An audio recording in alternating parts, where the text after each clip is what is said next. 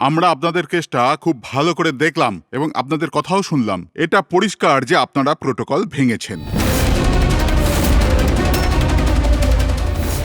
এর আগে যে আমরা কোনো সিদ্ধান্ত নেই, যদি আপনি আপনার পক্ষ নিয়ে কিছু বলতে চান তো বলতে পারেন। আপনারা যখন স্থির করেই নিয়েছেন যে আমরা প্রোটোকল ভেঙেছি, তাহলে বাকি থাকলো কি? আমাদের ঠিক বলবার। দেখুন মিস্টার প্রদ্যুমান, আমাদের মধ্যে কোনো ব্যক্তিগত শত্রুতা নেই। আমরা যা বলছি তার সাক্ষী আছে। আর আমরা সবাই গত 20 বছর ধরে সিআইডিতে কাজ করছি। 20 বছর। এটা হেলাফেলা করিনি আমরা। সিআইডির কাজের জন্য আমরা আমাদের জীবন দিয়ে দিয়েছি। দেখুন, কোনো সময় সিচুয়েশন অনুযায়ী আমাদের ইনস্ট্যান্ট ডিসিশন নিতে হয়, কিন্তু প্রোটোকলের জন্য আমাদের চুপ করে থাকতে হয়। আর তারপরেও সেই অপরাধীকে তার শাস্তি পৌঁছে দিয়েছি। দেখুন, আপনাদের কথা আমরা বুঝতে পারছি, কিন্তু নিয়ম কানুন পালন করাটাও যে জরুরি সেটাও তো আপনারা জানেন। সবসময় নিয়মের উপর ডিপেন্ড করা যায় না স্যার।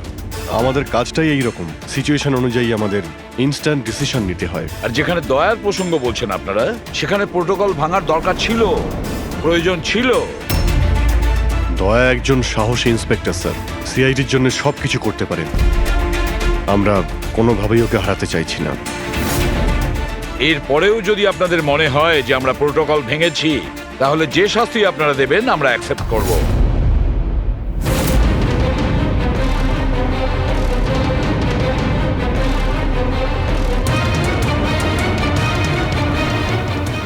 দেখুন, আমরা আপনাদের কথা মেনে নিচ্ছি, কিন্তু নিয়ম তো আপনারা ভেঙেছেন। আর নিয়ম তো ফলো করার জন্যই হয়, আপনারা তো আর আইনের থেকে ঊর্ধ্বে নয়। এই জন্য আমরা এই সিদ্ধান্ত নিয়েছি যে আপনাদের টিমটাকে ভাঙা হবে না, আপনারা কন্টিনিউ করতে পারেন। Thank you very much. কিন্তু আজ থেকে আপনাদেরকে মনিটর করা হবে। আপনাদের সমস্ত কেস একজন সুপারভাইজিং অফিসার মনিটর করবে, যাকে আমরা নিয়োগ করেছি।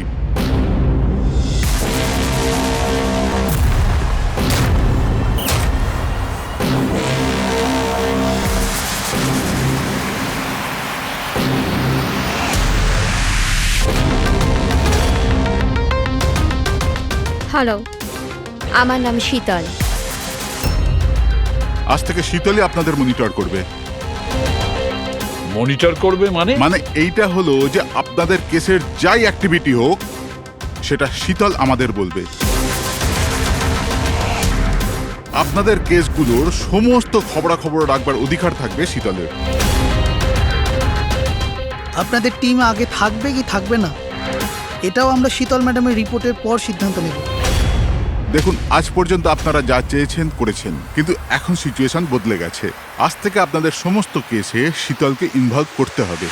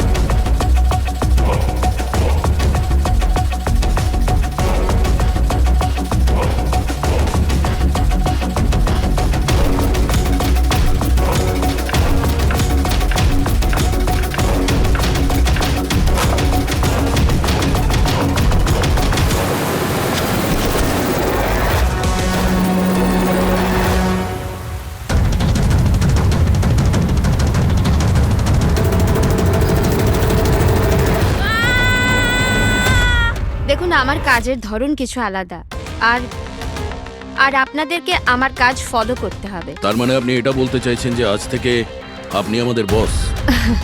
না না, I don't like the word boss. Boss বলা উচিত হবে না।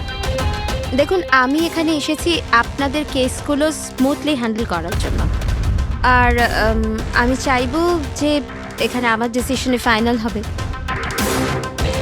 দেখুন প্লিজ, রাগ হওয়ার কোনো কারণই নেই, কারণ আমি শুধু অর্ডার্স ফলো করছি। ইনফ্যাক্ট আমার কাছে অর্ডার্স আছেও। আর এখানে পরিষ্কার লেখাই আছে যে আজকের পর যে কেসেরই আপনার ইনভেস্টিগেশন করবেন ওটা আমার নজরের মধ্যে থাকবে। ইনফ্যাক্ট আমার লুক রাখতে হবে, আর প্রত্যেকটা ইনভেস্টিগেশন কেসের রিপোর্ট আমাকে দিতে হবে।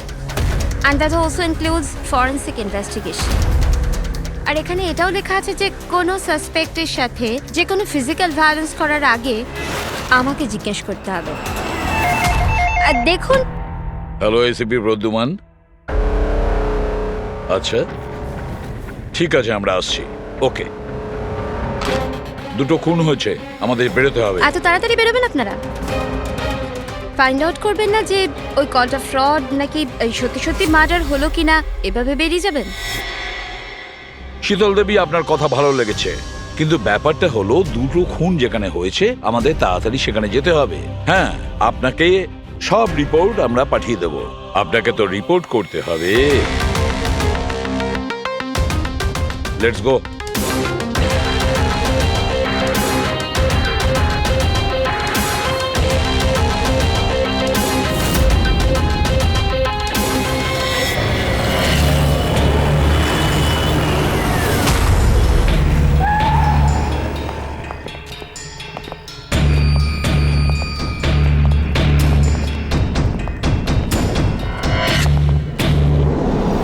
কোথায় খুন হয়েছে জানি না। জানো না? তার মানে আপনারাই ফোন করে বলেছিলেন যে খুন হয়েছে এখানে? দুটো খুন হয়েছে, তাই জন্যই আমি আপনাদের ডেকেছি। দুটো খুন হয়েছে, কিন্তু খুন কোথায় হয়েছে? লাশ দুটো কোথায়? জানি না স্যার, আমি শুধু শুনেছি। কি শুনেছো তুমি? চিৎকার চেঁচামেচির আওয়াজ? না, আমি সব কিছু শুনেছি, দেখেওছি, কিন্তু আমি ওখানে ছিলাম না। স্যার, ও কোনো বাজে স্বপ্ন দেখেছে, তাই এই সব কথাবার্তা দেখুন বলছে। ম্যাডাম, স্বপ্ন নয়, আমি খুন হতে দেখেছি। কবে, কখন, কোথায় সেটা আমি জানি না, কারণ আমি ওখানে ছিলামই না। যখন আপনি ওখানে ছিলেনই না, তাহলে আপনি এই খুন হতে দেখলেন কি করে? এই টিউনের মাধ্যমে।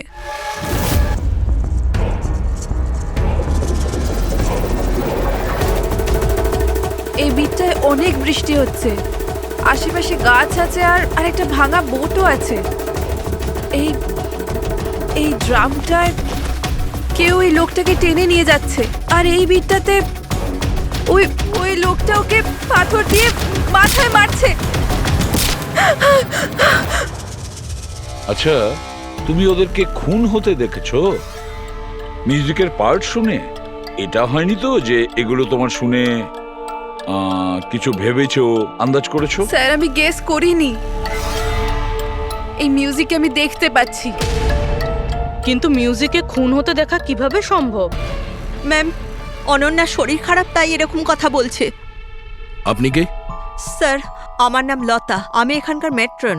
আমি ওকে ছোটবেলা থেকে চিনি, যখন থেকে ও অরফেনেজে এসেছে। কি অসুখ হয়েছে অনন্যার?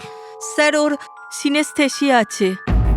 সেনেথেসিয়া? ম্যাম, একটা কন্ডিশন আছে। নর্মাল কন্ডিশনের মানুষরা মিউজিক শুনতে পায়, কিন্তু এই কন্ডিশনে মানুষ মিউজিক শুনতে শুনতে ভিজুয়ালও দেখতে পায়, আর মিউজিক শুনতে শুনতে ভিডিওর মতো দেখতে পায়।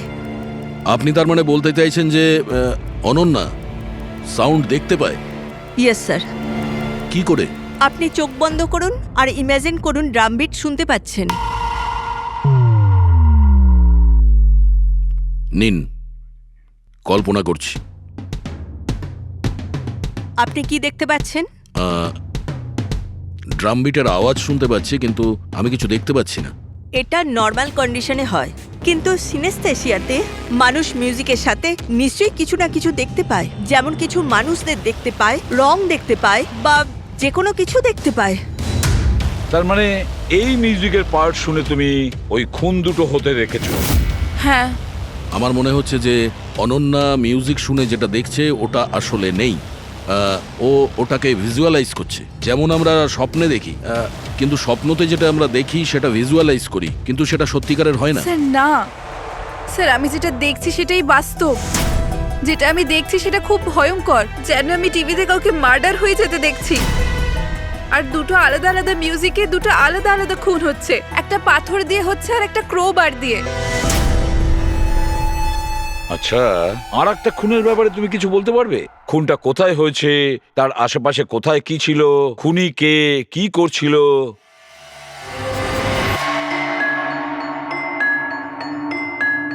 আশেপাশে পাহাড় আছে, একটা লোক নিচে পড়ে আছে, নিজেকে বাঁচানোর চেষ্টা করছে। স্যার ও এসে গেছে, এসে গেছে স্যার। ওকে মারছে ক্রোবার দিয়ে, স্যার বারবার মেরে যাচ্ছে। ব্যাস, খুনির ফেস তুমি দেখোনি। ঠিক আছে, আমরা এই কেসের ইনভেস্টিগেশন করব। স্যার আমি এরকম কেসের ব্যাপারে তো শুনিনি। কিন্তু পুরবী যেভাবে ও ডিটেলসে আমাদের গল্পটা বলছিল, সন্দেহ হচ্ছে আমার সত্যি ঘটনা বলছে না তো। স্যার আমার কিছু মনে আসছে, যেরকম এই মেয়েটা বললো এরকম আমি কোথাও পড়েছিলাম স্যার। কোথাও পাথর দিয়ে খুন করা হয়েছে। তাহলে একটা কাজ করো দয়া, ক্রাইম ব্রাঞ্চে খোঁজ নাও যে এরকম দুটো কেস হয়েছে কিনা। Okay sir.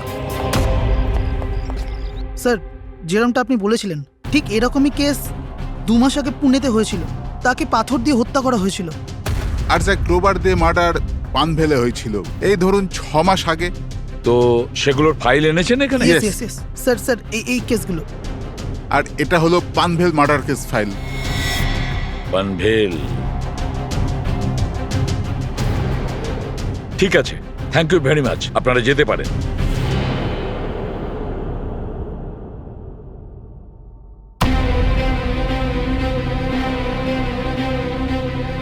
আমি খুন হতে দেখেছি, আশেপাশে গাছ আছে আর একটা ভাঙা বোটও আছে। যেটা ভিজুয়ালে দেখেছিল সেটা একদম হুবহু ওই রকম স্যার। তার মানে ও যা বলছে তার সঙ্গে মিলে যাচ্ছে। অদ্ভুত ব্যাপার স্যার, এই দুটো ঘটনার কথা আজ মিউজিক শুনে অনন্যা ভিজুয়ালাইজ করেছেন, কিন্তু এই দুর্ঘটনা দুটো একটা 6 মাস আগে আর আরেকটা তো 2 মাস আগে হয়েছে। এটি কিভাবে সম্ভব? যে মেয়েটা এই ক্রাইম সিনে ছিলই না, সে সব কিছু ভিজুয়ালাইজ কি করে করলো? আমি মানি না। আর বাই দ্য ওয়ে, এই সিনিস্থেসিয়া কি? আসলে এটা বোঝানো খুব কঠিন, কিন্তু আমি চেষ্টা করছি বোঝানোর। দেখুন, ব্যাপারটা হচ্ছে যখন আপনি কোনো বিশেষ জিনিসের ঘ্রাণ নেন তখন তার সঙ্গে জড়িত সমস্ত স্মৃতি আপনার মনে আসে। এটা ধরুন কোনো বিশেষ ব্যক্তি বা কোনো বিশেষ জায়গা, সবকিছু। ধরে নিতে পারেন যে এই গন্ধ এক প্রকার আপনার মেমারিকে ট্রিগার করে, কিন্তু এটা শুধুমাত্র সিনিস্থেসিয়ার কন্ডিশনই হতে পারে। এই কেসে সুগন্ধর জায়গায় কোনো মিউজিকে পেয়ে গেছে। এক্স্যাক্টলি। এবার দেখুন, মেয়েটি একটা বিশেষ ধরনের মিউজিক শুনেছে। ওই মিউজিকটার একটা বিশেষ জায়গায় একটা বিশেষ ধরনের প্রিলিউড ব্যবহার করা হয়েছে, যেটা ওকে একটা গাছের স্মৃতি মনে করিয়ে দেয়। আর আরেকটা ইনস্ট্রুমেন্টেও লোকটাকে দেখেছিল। এক্স্যাক্টলি। বাস আমার মনে হয় খুনি এই খুনের ঘটনাটাকে কোনো বিশেষ পদ্ধতিতে মিউজিকে কনভার্ট করেছে। মানে হচ্ছে যখন মিউজিক বাজে তখন ওই ঘটনার সঙ্গে জড়িত সমস্ত জিনিস, সমস্ত জায়গা স্মৃতিকে আলোড়িত করে। কিন্তু এই সমস্ত কিছু সেই ভিজুয়ালাইজ করতে পারে যার সিনিস্থেসিয়া রোগ আছে, অন্য কেউ নয়। আর এটাই ওই অরফানেজের মেট্রনও বলেছে। আপনাদের কাছে এই সব কিছু অদ্ভুত লাগছে না? যাই হোক, কেস সলভ করা আমাদের কাজ। স্যার হতে পারে এই খুনিরও এই সিনেস্থেসিয়ার অসুখ আছে, আর ওই এই মিউজিক রেকর্ড করেছে, কারণ এই মার্ডার আর ক্রাইম সিনের ব্যাপারে ওই জানে। কিন্তু জানতে কি করে পারবো যে এই মিউজিকটা কম্পোজ করে ইন্টারনেটে কে আপলোড করলো? আর সেটা খুঁজবই বা কি করে স্যার? ফেডরিক, ইন্টারনেট খোলো, দেখো ইন্টারনেটে এই পার্টিকুলার মিউজিক পিসগুলো যেগুলো দুটো কেসে আছে সেগুলো কোথাও আছে কিনা।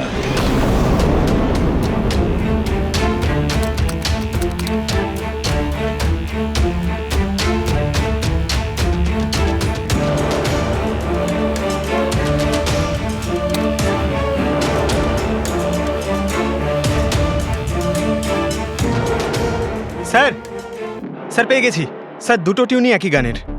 একটা ইন্ডিয়ান টিম বানিয়েছে। ডেকে নাও ওই ব্যান্ডের লোকেদের। Okay sir. ওকে, আপনারা আপনাদের ইনভেস্টিগেশন করতে থাকুন, আমি একটা অন্য কাজ সেরে আসছি।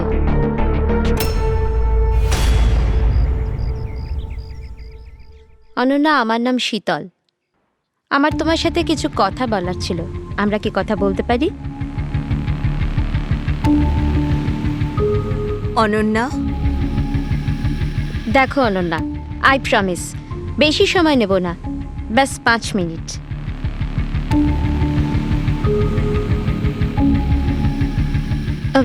ও কিছু বলছে না কেন? ম্যাম ওই খুব ভয় পেয়ে আছে। ওই ঘটনাটা ওর মাথায় খুব প্রভাব ফেলেছে। ও নর্মাল হতে কিছুটা সময় লাগবে।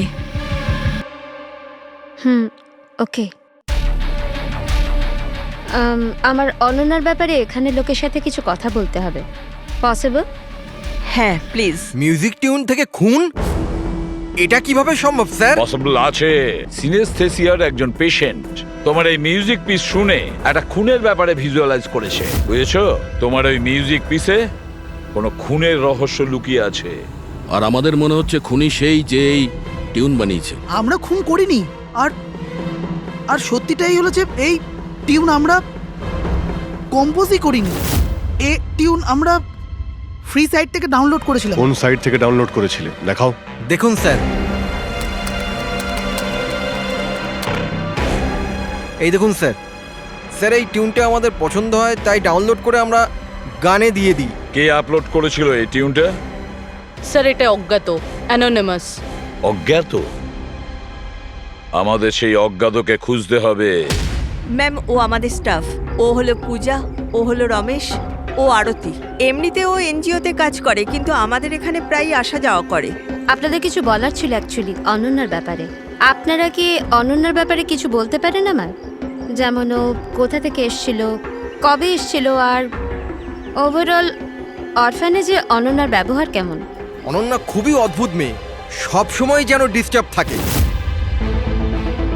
ও এখানে কবে এসেছিল? ছোটবেলা থেকেই, কিন্তু ওকে ভিন্ন ভিন্ন দুবার লোকে অ্যাডপ্ট করেছিল, কিন্তু জানি না কেন কিছুদিন রাখার পর আবার এখানে এসে ফিরিয়ে দেয়। কেন? এর কারণ? নিশ্চয়ই ওর খারাপ ব্যবহারের জন্য, ওর মাঝে মাঝে ঝগড়া করার জন্য, মাঝে মাঝে ভায়োলেন্ট হয়ে যেত। ব্যাস এই অভ্যেসটা ওর ছোটবেলা থেকেই ছিল। কি ভুলভাল বলছো তুমি? অনন্যা এমন নয়, এসব ভুল বলছে। ম্যাম সত্যি আমি এখানে প্রায়ই আসা যাওয়া করি, কিন্তু কখনো অনন্যাকে এমন আচরণ করতে দেখিনি। ও সবই ভুল বলছে। তো তাহলে সত্যিটা কি? সত্যিটা এটাই, অনন্যা ছোট থেকে খুব কষ্টে বড় হয়েছে। হ্যাঁ, এর জন্য কখনো কখনো ও অদ্ভুত ব্যবহার করে থাকে। অদ্ভুত ব্যবহার নয় ম্যাডাম, এটা ভেবে নিন অনন্যাকে যদি কেউ ক্রস করেছে তাহলে ওর সাথে দুর্ঘটনা হবেই হবে। এই তো আগের মাসে অরফানেজের বাচ্চাদের সাথে কি হয়েছিল মনে নেই নাকি? কেন ভুলভাল বলছো? কি হয়েছিল বলো। ম্যাম, আগের মাসে একটা বাচ্চার ফুড পয়জন হয়ে গেছিল, আর ওই দিনই ওর ঝগড়া অনন্যার সাথে হয়েছিল। আচ্ছা, তার মানে তুমি বলছো যে এটা অনন্যা করেছে? হ্যাঁ। ভেবে চিন্তে কথা বলো রমেশ, খুবই বাজে কথা বলছো অনন্যার নামে। পেট্রন, অনন্যাকে অরফানেজ থেকে দুটো ফ্যামিলি অ্যাডপ্ট করেছিল, কিন্তু তারা ফেরত পেয়ে যায়। এর পিছনে কোনো কারণ তো থাকবেই। হয়তো অনন্যারই কোনো দোষ ছিল, খামতি ছিল। আমি মানতে পারলাম না। এনিওয়ে, অনন্যার ব্যাপারে কি কোনো ফাইল আছে যেখানে ওসব ডিটেলস আছে? সেটা কি আমি দেখতে পারি? হ্যাঁ নিশ্চয়ই।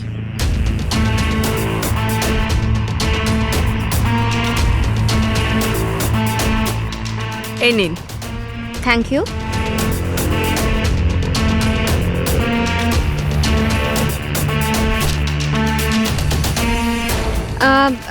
থ্যাংক ইউ মেট্রন, কিন্তু আমাকে এখনই বেরোতে হবে।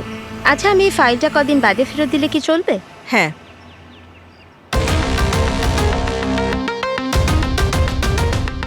হ্যালো, আমাকে যাদের সিনেস্থেসিয়া আছে না, ওনাদের সাথে দেখা করার আছে, আর ওদের ব্যাপারে কিছু জানার আছে। এই 3 জনের সিনেস্থেসিয়া আছে। 1 মিনিট, আপনাদের কিছু দেখাতে চাই আমি।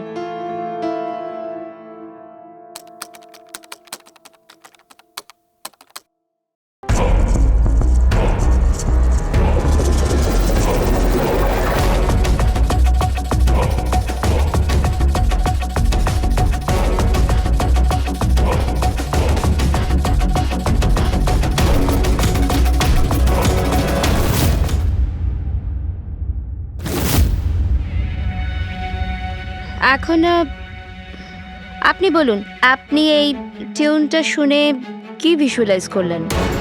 ম্যাম, আমি একটা বড় ঘাস ভর্তি মাঠ দেখলাম, সেখানে গরু ঘাস খাচ্ছিল আর সূর্য পরিষ্কার দেখা যাচ্ছিল।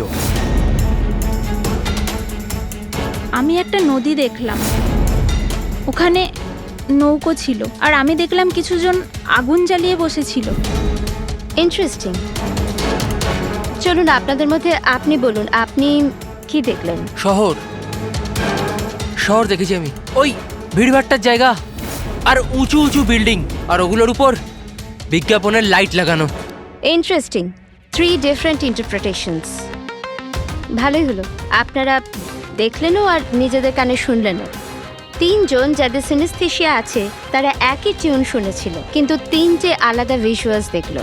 আর ওই মিউজিক শুনে খুন হতে দেখেছে। এক্স্যাক্টলি। দুনিয়াতে একজনই মানুষ আছে যে এই মিউজিক টিউনটাকে খুন দিয়ে ইন্টারপ্রেট করেছে। কে? খুনি নিজেই। আর ওই খুনি আর কেউ নয়,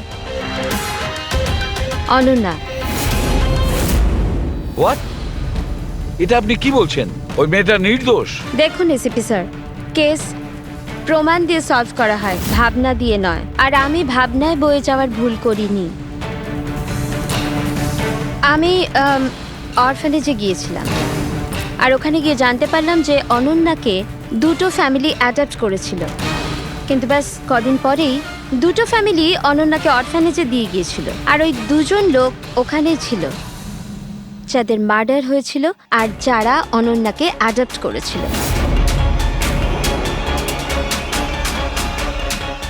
আমি অনন্যাকে অ্যারেস্ট করেছি আর ওকে নাবালক আদালতে পেশ করার ব্যবস্থা করেছি। আপনি আমাদেরকে না বলে, না জিজ্ঞেস করে ওকে অ্যারেস্ট করেন কি করে? I don't need your permission ACP sir. আপনাকে বলার প্রয়োজন ছিল না। ও খুনি আর ওকে শাস্তি পেতেই হবে। আপনি ওই ক্রাইম সিনের ফটো আর পোস্টমর্টম রিপোর্ট দেখেছেন? অফকোর্স দেখেছি। তো হয়তো ভালো করে আপনি দেখেননি, না হলে ওকে আপনি অ্যারেস্ট করতেন না। খুনি অনেক শক্তি প্রয়োগ করেছিল খুন করার জন্য। একটা 15 বছরের মেয়ে 2 জনকে এত নৃশংসভাবে খুন করতে পারে না। আপনারা ওই মেয়েটাকে বাঁচানোর চেষ্টা করছেন। দেখুন, মেয়েটি নির্দোষ, আর আমরা কোনো নির্দোষের শাস্তি চাই না। অনন্যা খুনি, এর শাস্তি ওকে পেতে হবে, তাই আমাকে অ্যারেস্ট অর্ডার দিয়েছি। আর এটা আমার ডিসিশন, আর এটাই ফাইনাল ডিসিশন। আপনারা শুধু সময় নষ্ট করছিলেন। আর হ্যাঁ, এই মিডিয়াকে এই কেসটার ব্যাপারে জানাতে হবে। আপনারা প্লিজ মিডিয়াকে জানিয়ে দেবেন যে এই কেসটা সলভ হয়ে গেছে। আপনি যদি কেস সলভ করেন আপনিই বলে দিন, আমাদেরকে কেন বলছেন? ফাইন, নো প্রবলেম, আমি বলে দেব। কিন্তু এটা আপনারা আমার ওয়ার্নিং ভেবে নিতে পারেন, নয়তো আশা করছি এরপর থেকে আমার সমস্ত কথা আপনারা শুনবেন।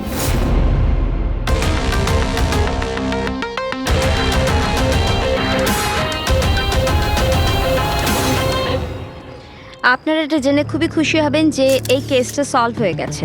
ম্যাম, কে খুনি? খুনি একটা 16 বছরের মেয়ে যার নাম অনন্যা। বেশ কিছুদিন ধরেও আমাদের সবাইকে বোকা বানিয়ে দিব্যি ঘুরছিল, কিন্তু আমি ওকে অ্যারেস্ট করে নিয়েছি। ম্যাম, এই কেসটা অনেক পুরনো না?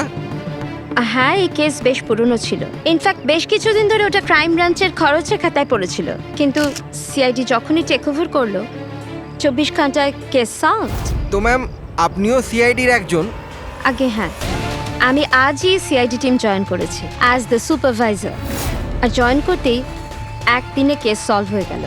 যদি এই কেস অনেক সময় থেকে ঠান্ডা হয়েছিল, সিআইডি তাহলে কেন টেক ওভার করেনি এটাকে? কারণ এই টিমে আগে আমি ছিলাম না, এই জন্যে। কিন্তু ম্যাম, অন্য অনেকে তো ছিল টিমে। হ্যাঁ, এনারা প্রায় 20 বছর ধরে আছেন আর মামলা তদন্ত করতেই থাকেন। কিন্তু আসলে ওনারা কখনো কখনো ভাবুক হয়ে যান। আর কোনো কেসে ভাবুক হওয়া মানে ইনভেস্টিগেশন থেমে যায়। ইনভেস্টিগেশনের জন্য কেবল লজিকের দরকার, যেটা আমি করেছি, আর কেস সলভ হয়ে গেছে। 1 মিনিট, আমি আপনাদের ভুল ধারণা শুধরে দিচ্ছি। আসলে এই কেসটা এখনো পুরো সলভ হয়নি। হয়নি? এই তো একটু আগে বললো যে কেস সলভ হয়ে গেছে। স্যার স্যার, এই কেসে আর কি বেঁচে আছে? খুনি তো ধরা পড়ে গেছে। একদমই না, খুনিকে আমরা এখনো ধরতে পারিনি। কিন্তু ম্যাডাম তো বলছেন যে খুনি ওই মেয়েটাই। এরকম ম্যাডামের মনে হচ্ছে। আমাদের ইনভেস্টিগেশনের হিসেবে হয়তো ওই মেয়েটা নির্দোষ। স্যার, তাহলে আসল খুনি কে? ইনভেস্টিগেশন চলছে, খুব তাড়াতাড়ি আপনাদের সামনে সত্যিটা চলে আসবে। I am sorry, no more questions. সময় নেই আর। Thank you so much for coming. Thank you. আপনাদের সাহস কিভাবে হয় এই মিডিয়ার সামনে আমাকে ইনসাল্ট করার? আপনাদের এই ব্যবহারটা আমি দেখে নিলাম, and trust me, there will be consequences. খুব দ্রুত আমাদের খুনিকে ধরতে হবে, না হলে শীতল পদে পদে আমাদের বাধা দেওয়ার চেষ্টা করবে।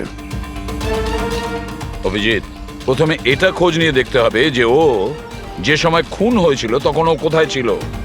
আমাদের একটা টিম পুনে পাঠাতে হবে এই কেসটাকে তদন্ত করার জন্য, আর আরেকটা টিম পাঠাতে হবে পানভেলে। আপনারা এটা জেনে খুবই খুশি হবেন যে এই কেসটা সলভ হয়ে গেছে। খুনি একটা 16 বছরের মেয়ে। ইনফ্যাক্ট বেশ কিছুদিন ধরে ওটা ক্রাইম ব্রাঞ্চের খরচের খাতায় পড়েছিল, কিন্তু সিআইডি যখনই টেক ওভার করলো 24 ঘন্টায় কেস সলভড।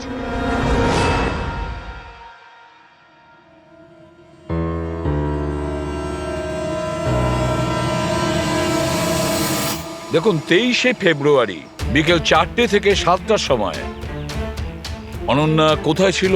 সাধারণত তখন বাচ্চারা বাইরে যায় খেলতে, আর 9টার মধ্যে চলে আসে। আচ্ছা, অনন্যা অরফানেজ গিয়েছিল না বাইরে? না স্যার, অনন্যা এখানেই ছিল আর কোথাও যায়নি। এটা আপনি এত জোর গলায় কি করে বলছেন? এর জন্যই বলছি, কারণ আমার অনুমতি ছাড়া কোনো বাচ্চা বাইরে যেতে পারে না।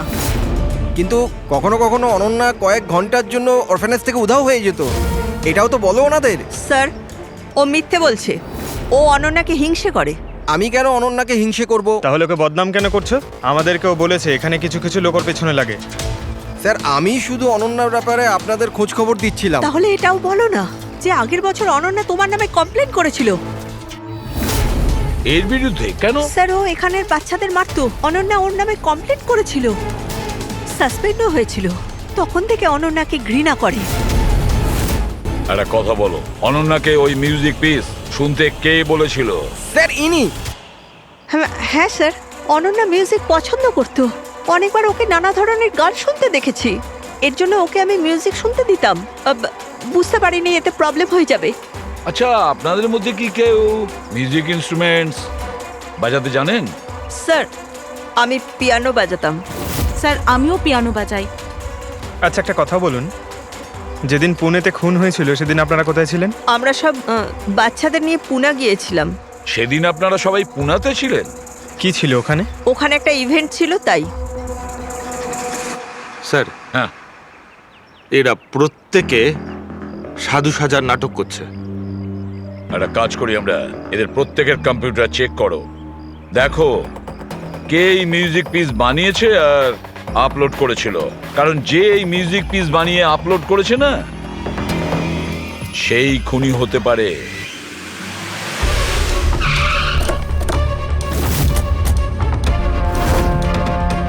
এই মেয়েটা এখানে 2 মাস আগে এসেছিল।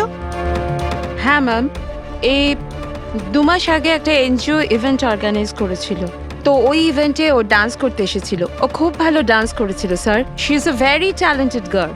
আর ওই দিনই এখানের আশেপাশে একটা খুন হয়েছিল। খুন তো হয়েছিল স্যার, কিন্তু যে জায়গায় খুন হয়েছিল সেটা এখান থেকে প্রায় 1 ঘন্টার রাস্তা হবে। আর এই ইভেন্ট ওই দিন কটার সময় শুরু হয়েছিল? 5টার সময় শুরু হয়েছিল, রাত প্রায় 8টার সময় শেষ আচ্ছা, হয়েছিল। আপনাদের কি মনে আছে এই মেয়েটা পুরো সময় ইভেন্টেই ছিল নাকি এখান থেকে অন্য কোথাও গিয়েছিল? এই মেয়েটা 6টার সময় স্টেজে উঠেছিল, আর ইভেন্ট শেষ হওয়া পর্যন্ত স্টেজেই ছিল। স্যার, মেডিকেল রিপোর্ট অনুযায়ী খুন 3টে থেকে 6টার মধ্যেই হয়েছে। এই দেখো, এটা হচ্ছে সেই জায়গা যেখানে খুন হয়েছিল, আর এই জায়গায় ইভেন্ট ছিল। এখান থেকে এখানে পৌঁছানোর জন্য মিনিমাম 1 ঘন্টা লাগে। স্যার, হতে পারে ও দুপুরবেলায় বেরিয়ে গেছিল, খুন করে তারপরে ইভেন্ট জয়েন করেছিল।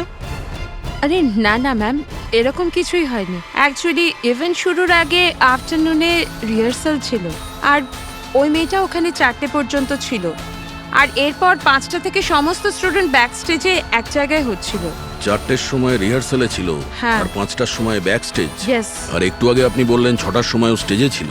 যদি এটা হয় তো অনন্যা খুন কি করে করবে? আর যদি অনন্যা খুন না করে থাকে তাহলে খুন করলোটাকে? সমস্ত রিপোর্ট আর এভিডেন্স তৈরি করার পর আমার মনে হচ্ছে যে অনন্যা নির্দোষ। আপনার কোনো অবজেকশন? No your honour. কিন্তু স্যার, এনার কাছে পুনের মার্ডার কেসের এভিডেন্সের রিপোর্ট আছে। পানভেল মার্ডার কেসে নির্দোষ প্রমাণ করার কোনো এভিডেন্স বা কোনো রিপোর্ট নেই। এরকম হতে পারে যে অনন্যা অরফানেজ থেকে বেরিয়ে গিয়েছিল আর মার্ডার করে আবার ফিরে গিয়েছিল। It can be possible, right sir? আপনার কাছে যদি কোনো প্রমাণ থাকে তো প্লিজ দিন, যাতে এটা প্রমাণ হয় যে যখন খুন হলো অনন্যা পানভেলে ছিল। দেখুন, এভিডেন্সেস আর সাক্ষ্য প্রমাণ অনুযায়ী এই কেসটা ডিসমিস করে দেওয়া হচ্ছে। অনন্যাকে দয়া করে ছেড়ে দিন।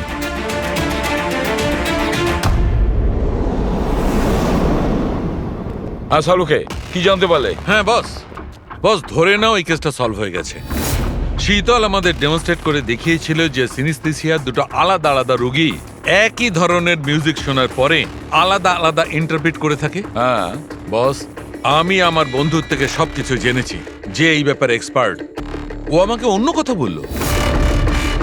নতুন কি আপনি জানতে পেরেছেন? এমন দুজন ব্যক্তি যারা সিনিস্থেসিয়ারই পেশেন্ট, এক ধরনের মিউজিক শোনার পরেও একই ধরনের রিয়াক্ট করে।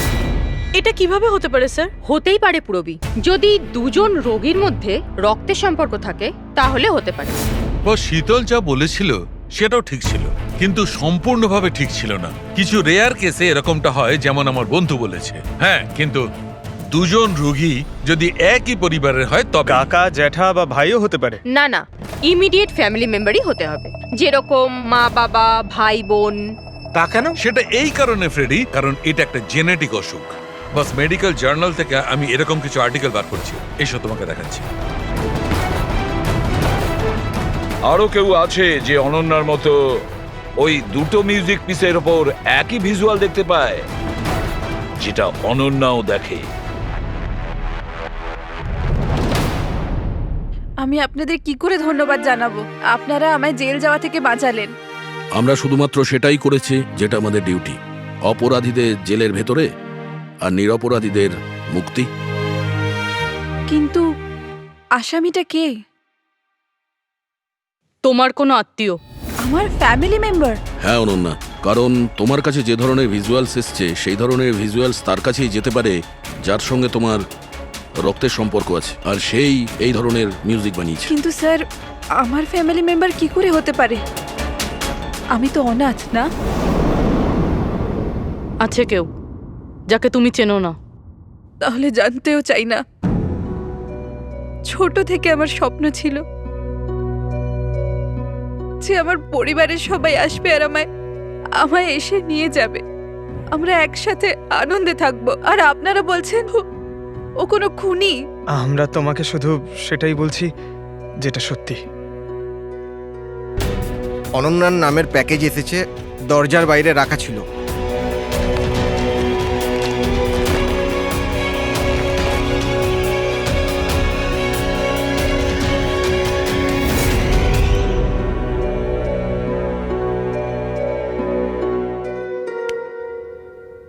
Pen drive? পঙ্কজ,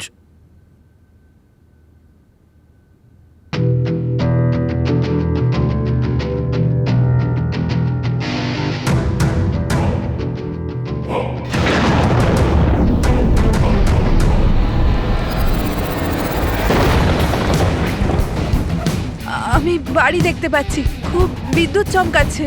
কোনো মহিলা বাড়ির মধ্যে দৌড়াদৌড়ি করছে আর একটা দোলনাও আছে বাইরে। কেউ ওই মহিলার পিছনে ক্রোবার নিয়ে দৌড়চ্ছে। আর কি? ওই মহিলাকে ক্রোবার দিয়ে মারছে। কাকে মারতে দেখলে? জানি না স্যার, এটা তো একটা চিঠিও আছে। আনিয়া, এটা তোমার ভবিষ্যৎ।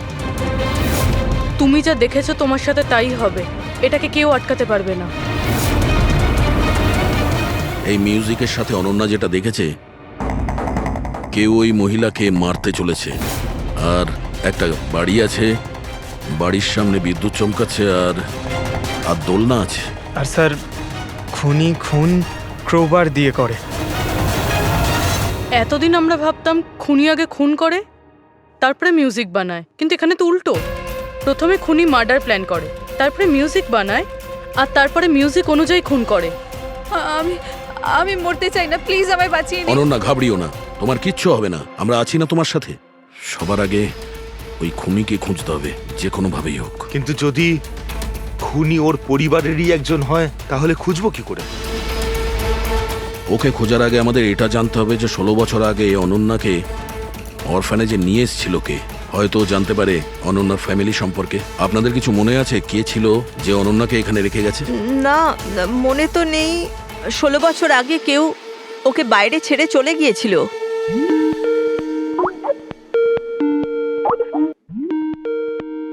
শীতল ম্যাডামের ফোন, ভিডিও কল করছে। হ্যালো। আমি বাস এটাই বলার জন্য ফোন করলাম যে ওই মেয়েটাই খুনি। সময় নষ্ট করবেন না আপনারা, প্লিজ ওকে গ্রেপ্তার করুন। শীতল ম্যাডাম, কোর্ট তার সিদ্ধান্ত জানিয়ে দিয়েছে, আর কোর্টের কি সিদ্ধান্ত সেটা আপনিও শুনেছেন। এই কোর্টের চক্করে আপনারা সময় নষ্ট করছেন। প্লিজ আপনারা ভুল, আর আপনাদের এটা মেনে নিতেই হবে। স্যার, স্যার এটা সেই বাড়ি। ওই বাড়ি? কোন বাড়ি? আমি এই মাত্র যেটা দেখলাম, ওই যেখানে খুন হতে চলেছে, ওই ওই গাছ দোলনা, এটাই ছিল স্যার। কোন জায়গার কথা বলছে মেয়েটা? শীতল ম্যাডাম, এখন আপনি কোথায় আছেন? আমি এখন আমার বাড়ির বাইরে। আর কোথায় থাকবো? আপনার প্রাণের সংশয় আছে। কি বলছেন আপনি অফিসার? আমার প্রাণ বিপদে আমাকে কে মারবে? দেখুন শীতল ম্যাডাম, উনি আপনাকে মারার জন্য মিউজিক কম্পোজ করেছে, যেটাও আমাদের পাঠিয়েছে, আর ওই মিউজিকের হিসাবে আপনার ঘরের কি লোকেশন। বাচ্চাদের মতো কথা বলছেন অফিসার? আমাকে ভয় পাওয়ানোর জন্য সব করছেন না, আর আমি ভয় পাচ্ছি না। আর আমাকে সব বলছেন আপনাদের কেসের পথে আমি বাধা দেই। শীতল ম্যাডাম, এই ব্যাপারে আমরা পরেও কথা বলতে পারবো। আমার কথা মন দিয়ে শুনুন। আপনি ইমিডিয়েট বাড়ির ভেতরে যান আর দরজা জানলা সব বন্ধ করুন। আর আমরা যতক্ষণ না ওখানে পৌঁছই, আপনি কারোর কথায় দরজা খুলবেন না। মানে? আমি আপনাকে পরে বোঝাবো, এখন আমি আপনাকে যেটা বললাম সেটা করুন।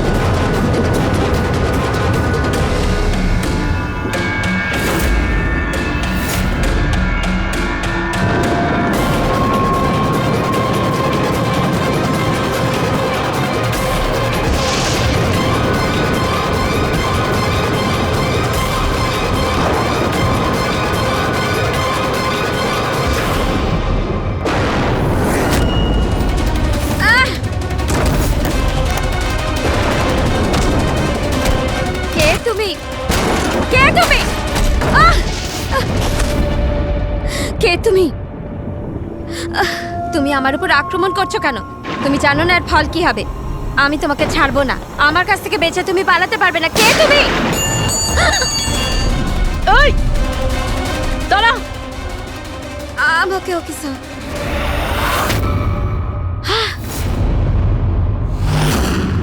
আরতি, তুমি? স্যার, আমিও পিয়ানো বাজাই। শীতল ম্যাডাম, আমরা আপনাকে আগেও বলেছিলাম অনন্যা খুনি নয়। আই এম সরি স্যার, আমার আপনাদের কথা বোঝা উচিত ছিল। আমি আমার মতো করে ইনভেস্টিগেশন করেছিলাম, আর আপনারা আপনাদের মতন। আমরা দুজনেই আমাদের ডিউটি করেছিলাম অফিসার। ট্রাস্ট মি, আমার ক্যারিয়ারে প্রথম হলো যে আমার জাজমেন্ট ভুল হলো। ওটা ঠিক আছে, আপনার মাথায় আঘাত না, লেগেছে। না, না, I'm okay. ফ্রেডি, অ্যাম্বুলেন্সকে ফোন করো তাড়াতাড়ি।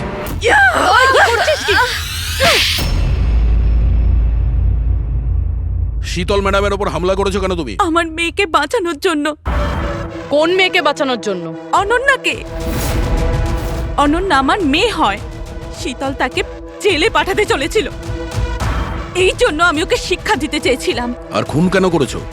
17 বছর আগে যখন আমি প্রেগনেন্ট ছিলাম, আমার স্বামী আমাকে মানসিক হসপিটালে পৌঁছে দিয়েছিল, কারণ আমি মানসিকভাবে অসুস্থ ছিলাম। ওখানে আমি 15 বছর ছিলাম। কিন্তু কি? কিন্তু আমার স্বামী আমার মমতার গলা টিপে দিয়েছিল। কি করে? অনন্যা ওখানেই জন্মেছিল, কিন্তু ওকে আমার কাছ থেকে ছিনিয়ে নিয়েছিল। 15 বছর পর আমি বাইরে এলাম, তখন আমি জানতে পেরেছিলাম যে আমার স্বামী মারা গেছে, কিন্তু অনন্যা কোথায় আছে আমি জানতাম না। ও বেঁচে আছে কি নেই সেটাও আমি জানতাম না। আমি অনেক অরফানেজে ওকে খোঁজার চেষ্টা করেছিলাম, ওকে কোথাও পেলাম না। ওর ব্যাপারে কি করে জানতে পারলেন আপনি? 6 মাস আগে যখন আমি এই অরফানেজে এলাম, তখন আমি অনন্যার কেস ফাইল পেলাম। আমি জানতে পারলাম যে অনন্যাকে 2 জন মানুষ অ্যাডপ্ট করেছে, আর তারপর ওকে ফেরত পাঠিয়ে দিল। কিন্তু যখনই আমি জানতে পারলাম যে অনন্যার সিনেস্থেশিয়া আছে আর ও সব দেখতে পাচ্ছে যেটা আমি মিউজিকে প্ল্যান করেছিলাম, তখনই আমি রিয়েলাইজ করলাম যে অনন্যা আমারই মেয়ে। এই জন্য আমি 2 জনকে খুন করে দিলাম। আমি ওই মানুষগুলোকে ঘেন্না করি যারা অনাথ বাচ্চাকে অ্যাডপ্ট করার পরেও তাদের ফিরিয়ে দিয়ে যায়। আমি অনন্যাকে সবকিছু বলে দিতে চেয়েছিলাম, কিন্তু আপনাদের অনুসন্ধানের ফলে আমি থেমে গেলাম। কেননা আমার মনে হলো যে আপনারা অনন্যাকে সন্দেহ করবেন। এই জন্য আমি চিঠি পাঠিয়ে আপনাদের মন অন্যদিকে ফিরিয়ে দেওয়ার চেষ্টা করেছিলাম, কিন্তু আপনারা আমার প্ল্যানকে ভেস্তে দিলেন। যে মেয়েকে পাওয়ার জন্য তুমি 2টো জীবন নিয়েছো, এখন সারা জীবন ওই মেয়ের থেকে দূরে থাকতে হবে তোমায়, জেলের ভেতরে, কাল কোঠরিতে।